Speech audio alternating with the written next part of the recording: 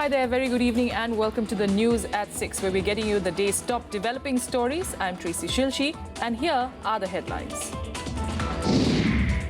Talks break down over the one rank, one pension scheme. Defence Minister Manohar Parrikar says the Prime Minister will announce the scheme at the right time. Army flag marches continue in sensitive areas of Ahmedabad. Curfew still in force in 6 areas. Hardik Patel says that the Patel agitation will remain on course. Pakistani Rangers violate ceasefire again. 3 people are killed and 17 others injured in firing exchanges.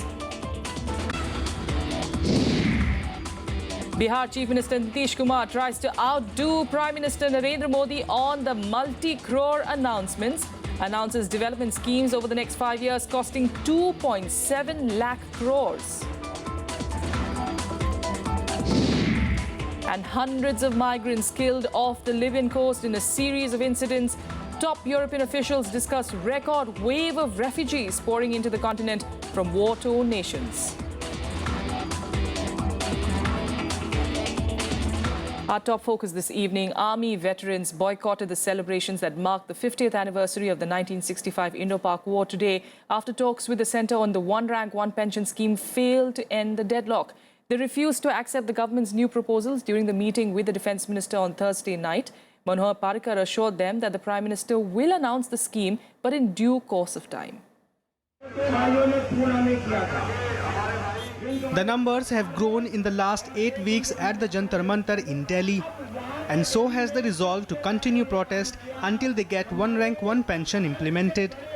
There was yet another meeting with the Defence Minister on Thursday night, but there was no breakthrough. There were reports that the pension scheme could be announced on the day India commemorates 50th anniversary of 1965 war with Pakistan. But on Friday, Defence Minister said that PM will announce the scheme when the time comes. In principle तो approve कर दिया, अभी थोड़े बहुत जो कुछ gaps है वो भरने की कोशिश चालू है. Give it some time for completion. अभी प्रधानमंत्री जब उसमें खुद उनका ऑफिस खुद ध्यान दे रहा है तो मुझे लगता है कि ये यही दिन इतना दिन दे दो, ये करो, इससे काम नहीं होगा. वो सॉल्व करने की कोशिश पूरी जाए. The ex-servicemen boycotted the war anniversary celebrations in protest against the delay, and they have threatened to intensify the protest in coming days. They also seek a meeting with Prime Minister Narendra Modi. मैं पर्रिकर साहब को आपके माध्यम से approach करके हाथ जोड़ता हूँ. प्लीज, आज ये जो आग है नेशन के दरवाजे पे पहुँच चुकी है, इसमें और डिले न करें. इसमें बहुत बड़ा नुकसान होगा.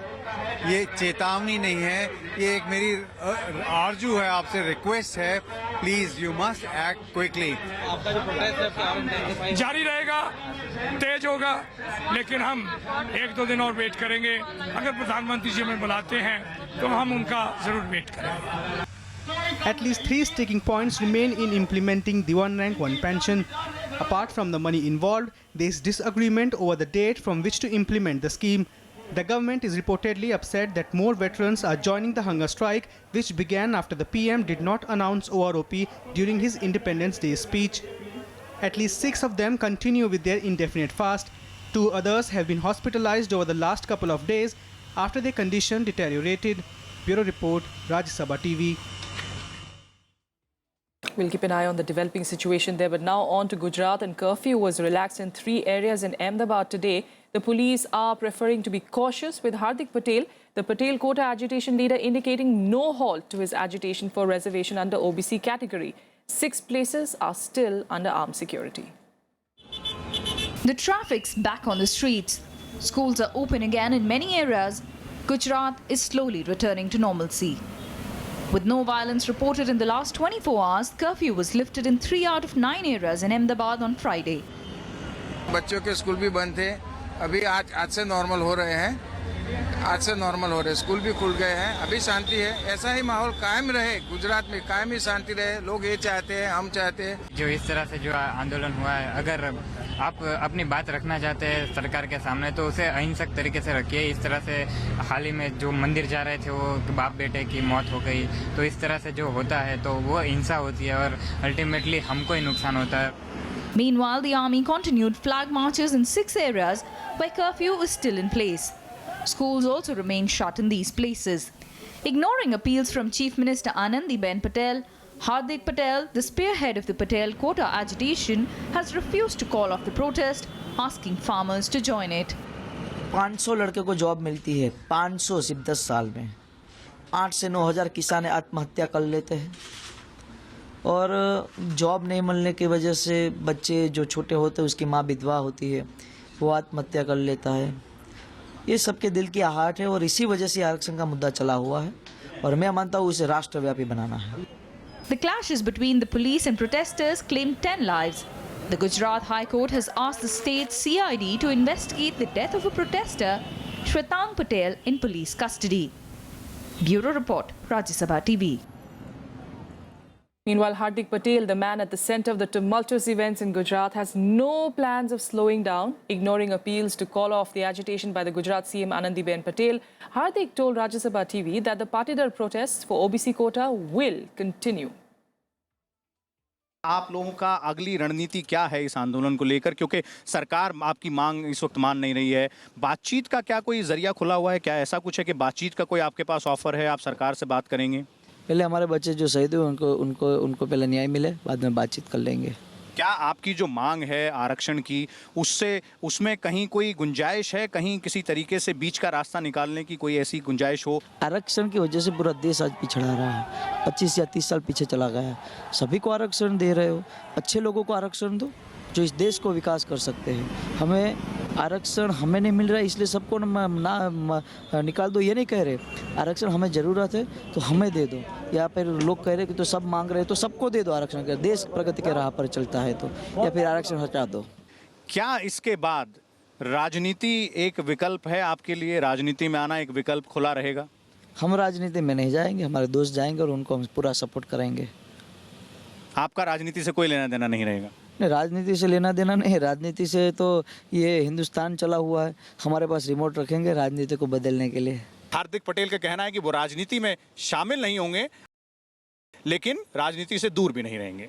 कैमरा पर्सन डी के पांडे के साथ Vishal Dahiya, Rajya Sabha TV, Ahmedabad. All right, now moving focus to the markets. Shrugging off the volatility in the entire week, markets gained for the second successive day today. However, both Sensex and Nifty ended well off their intraday highs.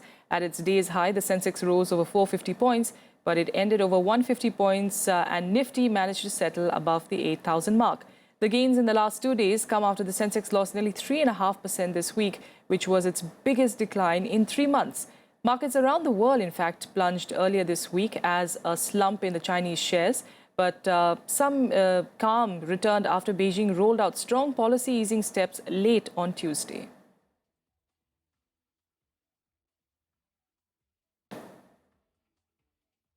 Now over to poll-bound Bihar, and Chief Minister Nitish Kumar has offered investments worth 2.7 lakh crores today. The figure is more than double of what Prime Minister Narendra Modi announced just days before during a rally. Nitish said that the money will be used in development schemes to be implemented over the next 5 years. The schemes include free electricity and drinking water connection in every household. Also, the 7-point development has a special focus on youth, women, unemployed, young entrepreneurs as well. Now, though he denied that the announcement was an unofficial election manifesto, opposition parties termed it as a vision document. जिन योजनाओं को चला रहे हैं, क्रियान्वित कर रहे हैं, उनको तो दृढ़तापूर्वक आगे क्रियान्वित करना ही है और उन सभी कार्यक्रमों में जो आवश्यकता है उसके अनुरूप धनराशि उपलब्ध कराते हुए उसको ठीक ढंग से मॉनिटर करते हुए, अनुश्रवण करते हुए इस काम को तो आगे जारी रखना ही है। अपना लेखा जोखा लेके बिहार की जनता के पास जाएं, उनको बताएं कि हमने क्या किया है, भविष्य में क्या करेंगे वो बात की बात है। आज तक उन्होंने क्या किया है बिहार की जनता को बताएं, तब शायद कुछ गुंजाइश बन सकती है। Pakistani Rangers violated ceasefire along the border posts in Arispura and Arnia sectors in Jammu. 3 people were killed and 17 others were injured in the firing. The incidents had political repercussions in the state as well. 3 people killed and 17 injured. Pakistan resorted to unprovoked firing along the line of control in the civilian areas of Arispura and Ania sectors in Jammu. The BSF retaliated, resulting in heavy exchanges. Army personnel said that firing was so heavy that shells landed deep inside the villages. Sir ये बम पड़ा है, पाकिस्तान का बम आया है, वो पड़ा है sir. अपने कमरे अंदर बैठे थे सर नाबी में, तो बाहर से वो जो फिंगरे हैं बाहर पड़ा है वो दरवाजे के सामने में, तो सर अंदर वो फ्रैक्चर कर गया सभी को। Even as Jammu Kashmir Chief Minister Omar Abdullah called for cooler heads, J&K Deputy CM Nirmal Singh said the international community should declare Pakistan as a terrorist state. They are desperate because another militant terrorist has been captured alive. Now diplomatically Pakistan is isolated. This is the right time to declare Pakistan as a terrorist state, because the opposition hit out at the government for not stopping the repeated ceasefire violations. Ever since this government has come into office, the activity on the line of control and the international border, which has resulted in numerous civilian casualties and deaths, has been unceasing. Question is, Mr. Prime Minister, that there is provocation after provocation from Pakistan. How do you intend to respond to it? Do you intend to respond to it? Pakistan को लेकर के भारत सरकार की नीति संपूर्ण तौर पर विफल हो गई है। सरकार राष्ट्रीय सुरक्षा के नाम पर, विदेशी आतंक के नाम पर चुनाव जीत करके आई थी। इस तरह की घटनाओं से सेना का भी और देश का भी दोनों का मनोबल गिरा है। What is happening today in the border is a reflection of the frustration of what Pakistan underwent 50 years ago. Today we are commemorating the 50th anniversary of 1965 war, which India won. And Pakistan, which lost then, today is venting out its frustration. The fresh round of ceasefire violation comes ahead of a meeting between Director Generals of Pakistan Rangers and Border Security Force in New Delhi on September 6th. Back in the state, the situation is tense. The National Panthers Party staged protests against demanding strong action against Pakistan. Bureau Report, Rajya Sabha TV. And with that, let's take a look at other updates from across the country in our segment Nationwide. Former Congress strongman Himanta Biswa formally joined the BJP today. He was formally inducted at a public rally in Guwahati. Biswa had met BJP President Amit Shah last week in the capital. A Delhi court will hear former Jharkhand Chief Minister Madhu Koda's plea to summon former Prime Minister Manmohan Singh in a coal block allocation case on the 2nd of September. Naveen Jindal, the former MP, and others were earlier charge-sheeted by the CBI in the case. Delhi has reported 477 cases of dengue fever in August, the highest in the last 5 years. Over 500 cases have been registered this year itself. AIIMS and the National Centre for Disease Control have planned to start serological tests to identify prevalent strains of the virus this year. Well, time for a quick break here, but we're leaving you with the visuals of tribute to the martyrs of the 1965 war with Pakistan. President Pranab Mukherjee joined the nation in paying homage to them.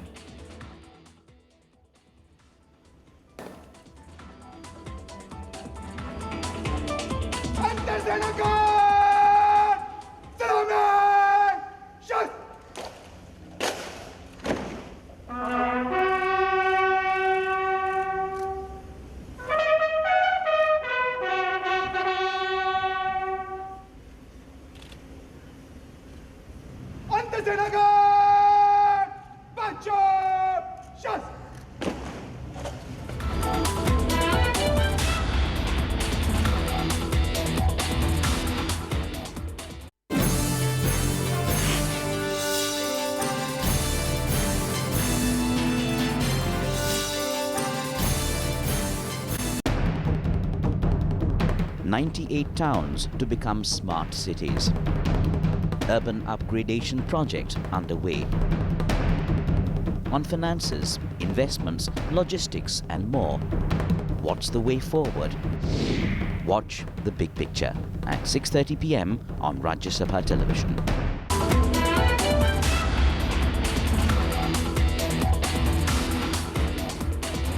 Welcome back. On to international news. And a truck full of corpses and a shipwreck off the Libyan coast have intensified Europe's migrant crisis. Hundreds are feared killed when a boat carrying around 500 migrants sank near Libya, while 70 bodies were found dead in an abandoned truck in Austria. Here's a report. Twin tragedy for migrants in the last 24 hours, intensifying a crisis that is overwhelming Europe by the day. In Libya, search is on for survivors from a boat that sank with 500 migrants. According to officials, half of them were apparently locked in the ship's hold when it capsized. A Swedish ship brought some of the victims and survivors to the Italian coast. This is one of the tragedies we have seen a lot in the Mediterranean. It is the first time for the Swedish crew and the Swedish ship. Unfortunately, it's one of many in total. طبعا رحنا مهاجرين وطبعا غير شرعيين معروفة هاي وغرقنا بالبحر غرقنا بقارب تعبان وهي وغرقنا وماتوا معنا ناس واجوا غفر السواحل الليبيين انقذونا وبارك الله فيهم يعني. Meanwhile, in Austria, authorities said there were more bodies than initially estimated in the back of a trunk found abandoned. Over 70 bodies, including that of women and children, were found. 3 people have been arrested in connection with this case and a probe is on. Zum tragischen Unglück zu Tode gekommen sind. Bei diesen 71 Personen handelt es sich um 59 Männer, es handelt sich um 8 Frauen und um 4 Kinder, davon ein 1- bis 2-jähriges Kleinkind, ein Mädchen, 3, 8 bis 9, 10-jährige Buben. The incidents came as top European officials were huddled in the Austrian capital, partly to discuss the record wave of refugees pouring into Europe from war-torn countries in the Middle East, Africa and Asia. So far this year, almost 3 lakh desperate migrants have landed in Europe by sea, surpassing last year's record already. Bureau Report, Rajya Sabha TV. All right, for more on this story, we're joined by Sheetal Sharma, who's the assistant professor at JNU. Sheetal, if you could just give us an idea really of where the crisis stands at the moment. If I'm not mistaken, there are about 100,000 people already there on their way from the Mediterranean into Europe. How is the EU hoping to tackle this? Tracy, the problem is really, spilling beyond the level of crisis now, because since we have, the statistics goes more than 3 lakh people who have already entered EU boundaries or are in the process of entering. Now, there are 3 reasons for this migration. First of all, it is the Balkan regions which is hit by the crisis. Secondly, the turmoil in the Middle East. Yes. And finally, the African countries which have been, ravaged by war, famine, poverty and hunger. And all these people are trying to find their way into the European Union, which is considered to be a rich, peaceful continent, and it is considered that they'll have a better life there. Yes. Now, the problem for EU is becoming grave with every passing day. The reason for that is that EU does not have a common immigration policy, because countries do not have a consensus over how much to take in, how to take in, where to settle, and how to grant asylum, and how many number of asylum seekers should be taken. So on one hand, already we have some problems with the legal migrants, sometimes the countries become restrictive, sometimes they open their borders. At the same time, the problem of illegal immigration is also creating too much of problem for them. So, say for instance, Serbia says that, they'll take only 200 asylum seekers from Syria, provided they are Christians. Yes. Hungary is creating a border between Serbia and its own boundaries so that nobody goes beyond this. In the meantime, Italy and Greece become, 2 of the entry destinations for these people which are who are coming, in these boats, and then they are ferried through the countries because of the European Union having open borders. Yes. So the problem is becoming grave every passing day, and EU desperately needs to do something to address this issue. Absolutely. And we do understand that France and Germany are also skeptical of the fact that about 30% of them, of the migrants, are to be allocated to each of them. That concern aside, there's also the other big challenge that, all the people who are coming in are not necessarily on their own will. There's also the human trafficking angle. Absolutely. There's also the problem of perhaps smugglers, in fact, trying to enter through this route.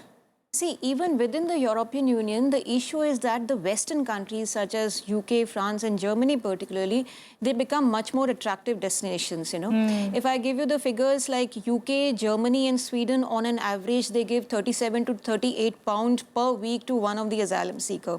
Whereas France gives generally, you know, more generous amounts, somewhere around 57 point something pound per week. Now, these are more settled. They have shrinking demography, you know, in terms of there is more need for labor in these countries. So trafficking, migration of illegal people and the labor that is entering these countries through various channels is, you know, seen as being absorbed in these countries. Whereas within EU, the eastern part of the European Union is facing much of the problems, you know, economic crisis, and people are trafficked from these areas to Western countries also. Seeing that the Western part is much more rich, developed, and offers, you know, a dream life to all these peoples, those who want to run away from poverty, famine, and, you know, all kind of crises that they face. Now, the problem with EU is that EU has to stand consolidated on this issue. At the same time, in order to address the main problem that why people will not come here, is only because that if EU is able to develop a strong European neighborhood policy and a strong common foreign and security policy. Although these two policies will not do much of a change in the neighborhood in which, you know, war is happening or poverty or crimes are happening, yet to some extent EU has to play a kind of normative role, a driving force to keep these regions and areas peaceful so that people do not run away from these places and become illegal immigrants there. Absolutely. The stories, of course, are quite shocking, and, you know, it's quite heart-wrenching as well. We'll leave it there for now. Sheetal, thanks so much for joining us. Hopefully, you know, the EU does come up with these proposals soon and actually does some stopgap arrangements quickly. We'll leave it there. Thanks so much. Meanwhile, heading on to more international news, climate change has dramatically changed sea levels. According to NASA, global sea levels worldwide rose an average of nearly 3 inches since 1992. And it's likely to get worse with water levels continuing to rise at roughly 3 millimeters per year. NASA has warned that this is likely to displace hundreds of millions of people along the coastal areas. The space agency is prepared to catalogue the disappearance of Earth's coastlines in rich scientific detail. Scientists also say that while some of the effects of human-induced climate change are irreversible, there is still time to manage the impact that it will cause. NASA has been measuring the sea level rise from space for about the last 23 years using a series of missions that we've flown jointly with the French space agency CNES called satellite altimeters. And these directly measure how high the sea level is going, and they're one of our most powerful tools for understanding human-caused climate change. And now let's get you more news and updates from across the globe in Global Buzz. A Thai court on Thursday issued arrest warrant for an unnamed suspect in a riverside blast a day after the shrine was bombed in central Bangkok. The suspect appeared in a security video in a blue shirt kicking a bag into the water near a busy pier. The explosion caused no casualties, though. North Korean dictator Kim Jong-un termed the new accord between North and South Korea as a landmark occasion. He also claimed that it was reached on the strength of the North's armed forces and its nuclear arms gave it bargaining power. The two sides had on Tuesday agreed to open a new channel of dialogue. Heavy rains in North Korea killed 40 people and stranded thousands the weekend. More than 11,000 people were forced from their homes in the northeastern city of Rajin near the border with Russia and China. Following the downpour, Chinese authorities sent dump trucks, forklifts and other heavy equipment to help with relief efforts.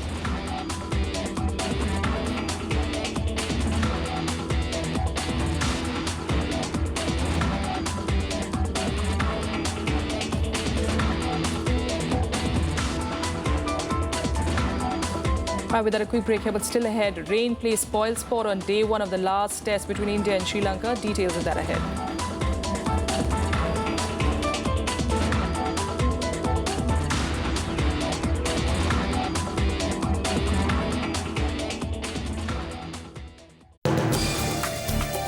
Today we bring to you the Consumer Protection Bill 2015.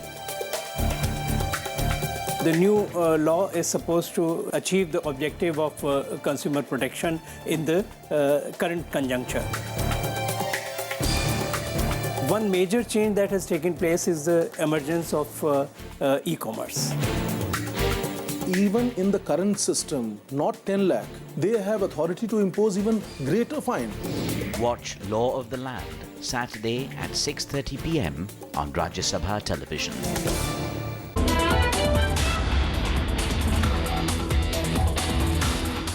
Welcome back. Rain played spoilsport on the opening day, washing out more than 2 sessions of the final test between India and Sri Lanka in Colombo. Earlier, India were reduced to 50 for 2 after put into bat first by the hosts. Sri Lanka grabbed 2 early Indian wickets before rain stopped play. Cheteshwar Pujara was unbeaten on 19 and skipper Virat Kohli was on 14. The pair added 36 for the 3rd wicket. The series, of course, is locked at 1-1. India is looking for a first test series win in Sri Lanka in 22 years. With that, let's get you more updates from the world of sports now. The BCCI Working Committee met today to discuss the way forward for Chennai and Rajasthan Royals, the 2 teams that have been slapped with a 2-year suspension from the IPL. Former BCCI President N. Srinivasan also attended the meet. Khushbir Kaur, India's national record holder in the women's 20-kilometer walk, finished a disappointing 37th at the World Athletics Championship today. She completed the race in 1 hour, 38 minutes and 53 seconds. Her effort was way below the personal best of 1 hour, 31 seconds. Former world champion Viswanathan Anand was held to a draw by Maxime Vachier-Lagrave of France in the 5th round of the Sinquefield Cup. Getting his 3rd draw besides 2 losses, Anand took his tally to 1.5 points out of a possible 5 and with just 4 rounds to come. Lionel Messi has bagged the UEFA Best Player Award in Europe for his role in Barcelona's treble-winning campaign. It was the 2nd time the forward was honoured with the accolade's 5-year history. In fact, Messi finished ahead of Real Madrid's Cristiano Ronaldo and clubmate Luis Suarez.